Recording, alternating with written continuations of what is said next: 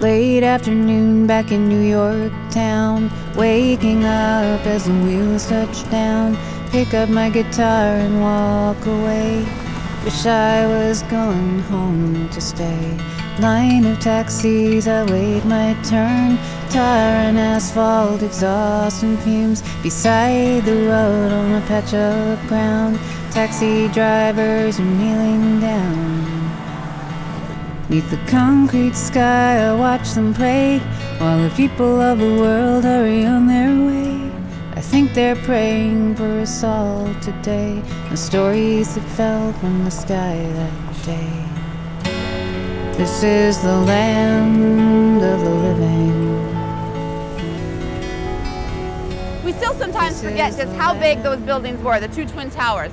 And they were 1,360 feet, or about 415 meters.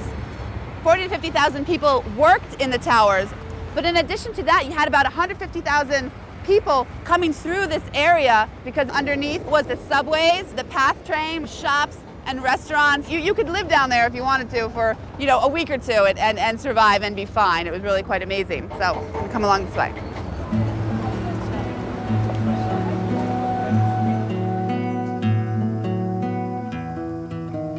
I knew Stephen when he was a child. We grew up a block apart from each other, went to the same grammar school. We went on a double date with our best friends, and we were together ever since, soulmates ever since. My husband, Dennis, was a fireman. He worked at Ladder 13. We looked at it that we had the best of both worlds. He had a career he loved, and it enabled him to spend time with our children while I worked full-time teaching every day. Charlie and I started dating when I was 16. His sister Peggy introduced us. He was adorable and he had such a personality. He was very, very funny. He'd always introduce me as his first wife. He'd hand out cards that said, "Charles Garbarini, you light him, we fight him." And that was his calling card. Jack was a career firefighter. He had a very illustrious career that spanned almost 32 years. Became captain and chief and ultimately chief of hazardous materials operations. My husband was a domestic preparedness for terrorism specialist. One of his last conversations, one of our friends said, "Jack, how's it going?" Meaning with the hazardous materials. And Jack's response was, "It's coming and it's going to be big." And 48 hours later was the trade.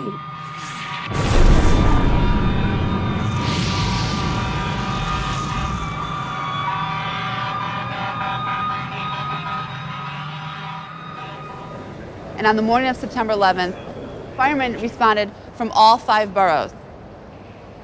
One particular company that responded that morning was Engine 23.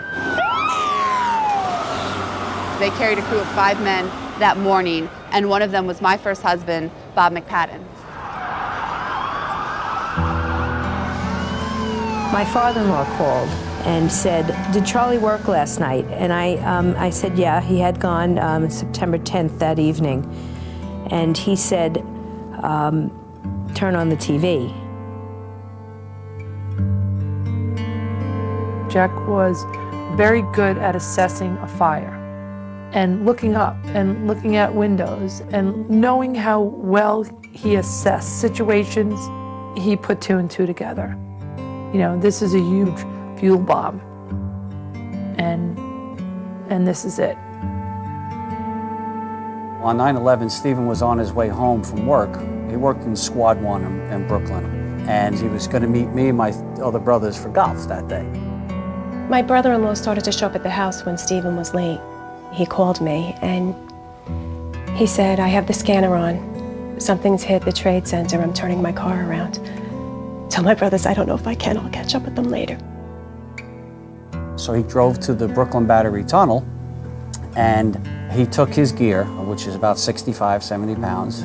He strapped it to his back and ran through the tunnel. And that was the last time I spoke with him. And then they found his car parked at the entrance of the tunnel. Nobody knew anything. Everybody was basically scrambling. I would call the firehouse constantly, finding out an update. And nobody really knew what was going on. At that moment, it was a waiting game. And I thought Stephen was invincible, so I did not believe that anything could happen to him. You know, I think there's been a part of me that has been angry at him because we were so compromised at home. But there's no way he would have left that scene with people that needed help. And that's what they did. You know, everybody else ran out and they ran in. And that's what I think about our guys. They were truly the bravest of the brave.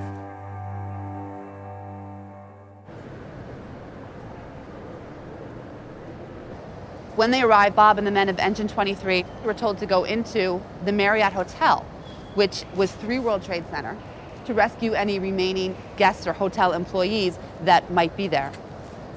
Now, when the South Tower fell, it collapsed down on top of the Marriott Hotel, and it split that building in 2. It created a huge gash. Bob and the men of Engine 23 were all killed. They were all killed that morning.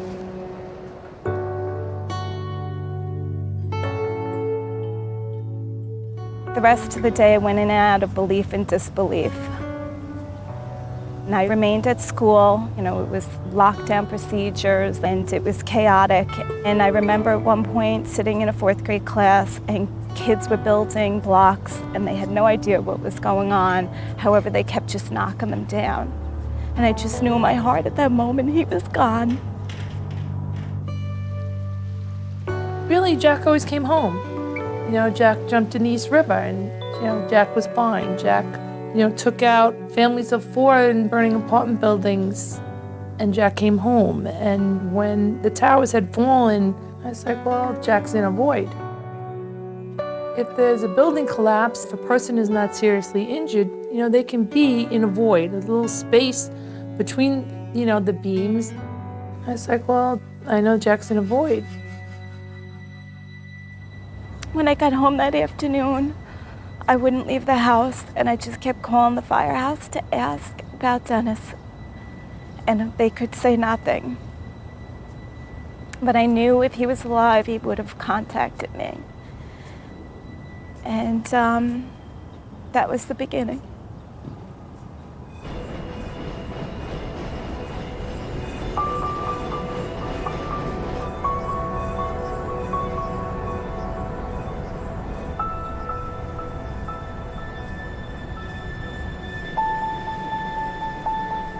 Some days it's September 12th, and some days you feel like it never happened, that it's too much for it to believe that something that catastrophic could ever happen. How do you explain an evil act to innocent children? On September 11th, I had a 9-year-old, a 5-year-old, a 3-year-old, a 21-month-old, and a 9-month-old. My children were so young that the stages of grief that you go through were so hard because we were truly in shock for such a long period of time, and it truly was owned by the world. So it was a very, very difficult journey for everybody involved. It's really so hard to comprehend the amount of destruction that, you know, occurred that day. It took me a while to really grasp that, you know, that he wasn't in a void and that he wasn't coming home. You know, when you go through something so traumatic, you are out of control, your emotions are out of control, and I felt like I was going crazy.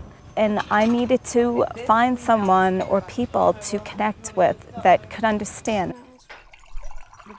My cousin JP knew of 2 widows, both named Andrea, and within a couple of months I had met them, and we realized, you know, pulling our families together was the way to survive. After September 11th, I started a support group with a group of widows. And if it wasn't for them, I don't even know how I would have gotten through this. I mean, I remember we'd get together and we'd look at each other and we would just, you know, commiserate. There are steps when you start. There's a middle, there's an ending, you grieve, and for so many people it was open-ended. It was as if they went for a loaf of bread and just never came back. Yeah. I was up all night, you know, we were all up. I kept calling the firehouse. I got to a point where I could not, I had to go down there because I felt like being an ER nurse, I wanted to help. And I was going to find Charlie and just say, why didn't you call me? Ding dong, you know, like give him a knock in the head. And I went down. I went at 6 a.m. I put my uniform on. I called my friends in the ER on the Bronx. I said, I got to go down there. And they said, we're coming with you. Nobody was on the roads. You know, the FDR Drive was empty. And, you know, we flew down there and we went to St. Vincent's. I will never forget this. You know, we walked in and it was so eerily quiet. There was no one coming in. Nobody knew coming out of the rubble. And then when we went to the site and we went looking, and I still don't know who this is. He was one of the chiefs, and he said, Charlie was with my brother, and we don't know where they are. And at that moment, I knew. And I didn't have the hope that I wanted to have. Dennis's service was 27th and 28th of September. But as much as I knew he was dead, I also kind of thought, well, if I have this and he's stuck somewhere or in a hospital and they haven't found him yet, he's going to come back and say, yeah, you couldn't wait. You had me. Everyone else is hanging on. So in my mind, I was playing like, let me just have this wake. We'll have the memorial service and it'll probably pop up. Yeah. Well, alive. When those towers fell, we immediately became a family in crisis. Yeah. You know, my house was not manageable with only one belt. Oh my goodness. And to think that he's not walking up the walk anymore. This is it. This is your life. You know, the boys are both autistic. They function at different levels and different personalities. So to really manage taking care of them, to provide for their safety and their education, required 2 adults. And without him here, we couldn't function. My sister came from North Carolina to help take care of the boys and me. And in the process of being here, she's like, Maureen, she says, I can't leave you. You know, you won't be able to manage the boys. And one night she emailed Governor Pataki at the time, explaining what likely happened to Jack and could someone help. And then Sean was placed in a group home in November of 2001. Very, very tough decision to make at a very bad time, but it was physically impossible for me to be able to take care of both of the boys without him. Jack's car being gone from the corner of the house was this acute reminder of him being lost, because that car went down to the trade, that car was lost. But Sean kept looking out the window for the car. The manager of the group home said, I think you need to talk to Sean about his father being gone. I had taken pictures of Sean and pictures of Jack and pictures of the towers, but only would use pictures of the towers with smoke. And I went through this series of pictures, and then I said, Sean, this is smoke. Bad smoke. I said, Dad got hurt in the bad smoke. That's how come back. And Shorty screamed. He just screamed. And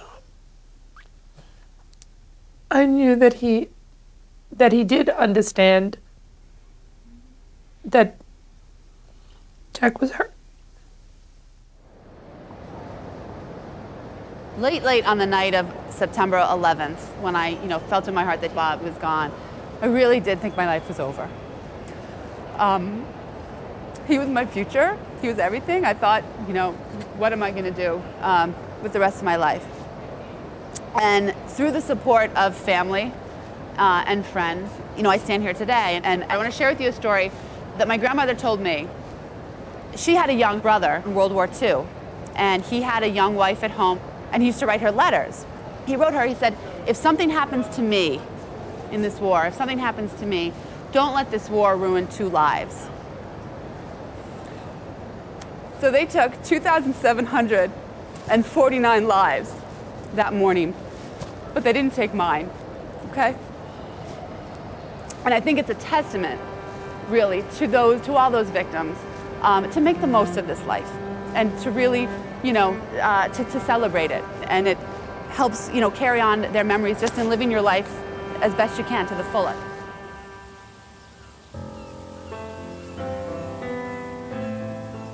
Piermont was a special place for Dennis and I. We went to church down here. Our favorite restaurants were down here, and we exercised down here. After September 11th, when we were trying to get some meaning out of what had happened and go forward in a positive way, my family and I and Dennis's friends created a foundation after his name. And our first project was helping Piermont build a library. We felt that was important because that was also a big piece of who Dennis was. Being a fireman, he had a lot of time on his hands, and he really helped raise Chloe, so he knew every library in town. Dennis would know the story times in each one and bring Chloe. It was a bit of hope dangling in front of me of trying to make sense out of something as crazy as September 11th. I just really wanted my kids to see how important it is to give back and to be the people they should have been if Dennis was still here. I wanted them to see the good in the world. You're right, and on that child there is a dog, a dozing dog. The foundation's tag name is Angels for Autism because I always call Sean and Patrick my two angel boys. Many of the families have done different things to honor their loved one in the aftermath of 9/11. And we didn't really have to think up anything as a family because, we already had, a need, being that both of our sons are autistic. Tony from the office had gone up to Connecticut to purchase Powerball tickets. My husband had called me and he's like, what will we do if we won a lot of money? And I was like, I don't know, Jack. He says, we're going to buy a group home for autistic kids. 3 weeks later, he was gone, in the trade, and that conversation became the cornerstone for the foundation. After the trade, people from all over the world sent letters and sent checks, and we decided that we would create a foundation in Jack's name and help families like ours and other kids like our own children with autism. Within 4 months, we got the approval to do 2 group homes, which is a huge, accomplishment. Talk about collateral damage from the incident, and, then there was this totally good thing that happened. I remember when it first happened and people would say, I wish you peace. And that's all I wanted was peace in my heart. All I wanted was a few moments of not thinking about it. And now I reflect and I go about the day and you think about it, but you're able just to experience life like you knew it, feel sorry for someone's sorrows and, be delighted with their happiness as well. I think it was just like little by little the veil would lift and those things weren't as dark and as foggy as they were. Right. In the timeline that we live, it becomes smaller on the line. It doesn't mean it changes. There's just more life that fills in around it. Many people in this community have done amazing things to pull themselves out of the rubble, so to speak. Someone said it's the family you never wanted, but you have it. And we are blessed. There must be a reason for that, so. Like my journey to Africa, would love to just connect with one widow and talk to her and just maybe give her something and she could give me something and we can comfort each other. I've always wanted to do humanitarian work overseas, and I was asked by a friend who's a physician who studies malaria to join her on a humanitarian trip to Rwanda.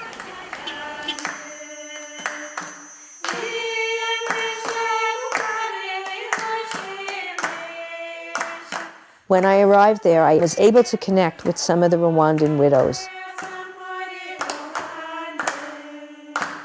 I asked them how they were able to move through their grief and survive the horrific ordeal that they went through. They offered to show me how they dealt with their grief And the way they do it is they reenact the day that they found out that their husbands and children were slaughtered. One woman would find another woman, and then another woman, and they would carry each other out of the fields and nurse them back. They created organizations where they would support each other, where they would help the orphans that were left behind. And they said that if it wasn't for each other, they would not have been able to survive. There are so many widows, though, Una. This one organization I went to had 4,000 members of just women who had no husbands. Many of them were infected with HIV during the genocide. And they kept saying to me that they were so happy they could help me with my grief. I really have gotten tremendous strength from them because, you know, going there, you just know it's going to be all right. Because these women are still standing, and they're moving forward. When I've been able to make the best decisions is when I've thought just about Jack and how Jack would want things to be handled. Now, whose car is next? We have some ongoing smaller fundraising, but one big benefit a year. Different agencies applied for grant requests, and 8 out of the 16 agencies that applied were chosen, and probably $100,000 will be given out at the dinner dance. The amount of this grant is $6,000. I want to thank you very much for coming out tonight. There are many, many special people in this room that we could introduce, but no more special is Sean and Patrick. I know they want to say hi to you, and they're right here at table 1. Hi. You want to say hi? But we also have the city of Hoboken. They adopted us. Over 100 employees take $5 out of their paycheck every 2 weeks, and that money automatically goes to the foundation. People have been very, very generous to us, financially, in spirit, you know, physically, emotionally, just very, very good to us. Wherever I go, wherever life takes me, I know there is no place like New York. I am so proud to be a New Yorker. They have stood by us, and they never forget. New York is the kindest place in the world. For me, I have to look at the big picture. What would my life have been like if I hadn't met Stephen Seller? And I can't look at that. It's better to have loved him and then lost him than to never have had him in my life. I have been blessed. Some people never get their Steve Seller in their lifetime, so I know that. My children know that. He taught us through his tragedy of losing his parents early on that there's no time to be wasted. You cannot wallow. You cannot feel sorry for yourself. He was never like that throughout his life, so that after this happened, we knew we had to do something. The foundation was truly started by Stephen's siblings to honor Stephen and to honor everybody who was lost on 9/11. In December of 2001, we started the Stephen Seller Let Us Do Good Children's Foundation. And we wanted to help kids who lost one or both parents, mostly orphans, because Stephen was orphaned at age 10. Didn't have to be related to 9/11. We just wanted to help all kids. So we were sitting, we were praying, we were thinking, and all of a sudden one day, one of his friends called us and he said, Frank, how about if you have a run? How about if you run what he did that day? You run through the tunnel. I almost fell on the floor. I said, oh my God, we could retrace Stephen's final footsteps, his final heroic footsteps, as we say it. And I was just so overwhelmed. And I said, it's it has to be done. The race is really what sustains the foundation. So the entry fee enables us to give out scholarships. That's my favorite. I give out scholarships to the school that Stephen and I attended and to his high school. And we help the military, we help the burn center. The first year, there were a couple of thousand people, and now we're at the over 20,000 mark. So it's grown. It's tremendous. The story of the Tunnel to Towers run is how it has brought so many people together. We have over 2,000 volunteers. We have 646 firefighters who stand right outside the tunnel. 343 of them are holding American flags to represent the 343 firefighters who died that day. When you come out of that tunnel and you see those 343 banners hanging there of every member, from the Trophy to the Chief of Department and the First Deputy Fire Commissioner, that tells you what this department is all about. Our families are our most important asset. It just brings every emotion out of you because you know the loss was so great for so many people. When the race first started, I always felt I should be at the finish line where everybody crosses over. And then I realized that maybe it was time to put on Steve's gear and follow in his footsteps too. And then it was very cathartic for me. There comes a point in your life where you have to let go, and I've had to do that in this journey. But it still brings me back when I see Steve's banner across the finish line, when I see the name on his bunker jacket. It tugs at your soul, but you can't live in that moment. The Tunnel to Towers run, it just spiraled into something that has been truly inspirational and amazing, and what makes it so amazing to me is the volunteers that keep this going and enable the Sulla family to help people, because without the volunteers, we wouldn't be anywhere. People often want to talk to me and they ask me, oh, do you believe your husband was a hero, the way he sacrificed himself? And I tell them my husband was a hero the way he lived his life. And I think that sets the whole precedence for the men and women who were taken on September 11th. You don't prove to anybody that you love them anymore by staying in a bad place. I think you do the opposite. I think that you show their great love and how important the person was for you if you go out and you do something positive in their name. Everybody is so moved. You know, here we are, and you still have people coming up to you, and they're moved and touched by the tour, but they feel this need to process, to share their story. I do believe September 11th has empowered me. I had to step out of my comfort zone and do things I wouldn't normally have done, or Dennis would have been doing it and I would have been taking the pictures. This tragedy completely knocked us down for quite a period of time, but it did not beat us. You have to take the positive in all of this and pay it forward. And there is positive in September 11th, because we're still here and we're still moving forward and we're still helping people.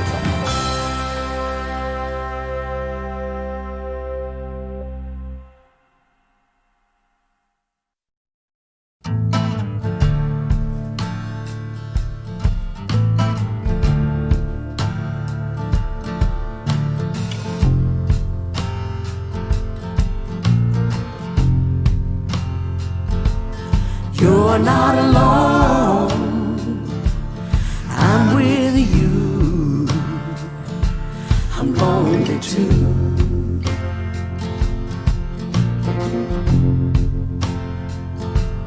What's that song?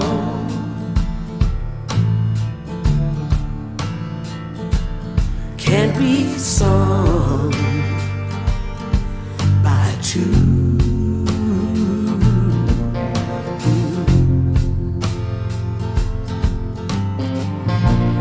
Broken home, a broken heart, isolated and afraid. Open up, this is a ray. I wanna get it through to you.